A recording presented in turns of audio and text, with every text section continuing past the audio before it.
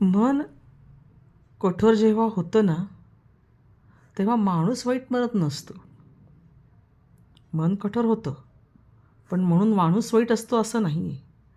तो फक्त स्वतःची किंमत ओळखायला शिकत असतो.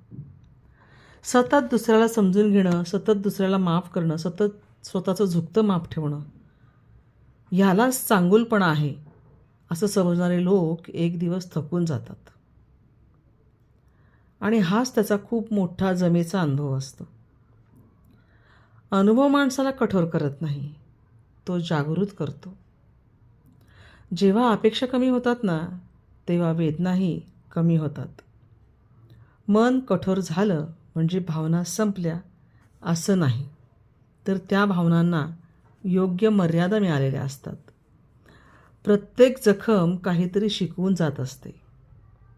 प्रत्येक फसवणूक स्वतःला कसं उभं राहायचं हे शिकवत असते आणि स्वतःसाठी उभं राहायला भागही पडत असते.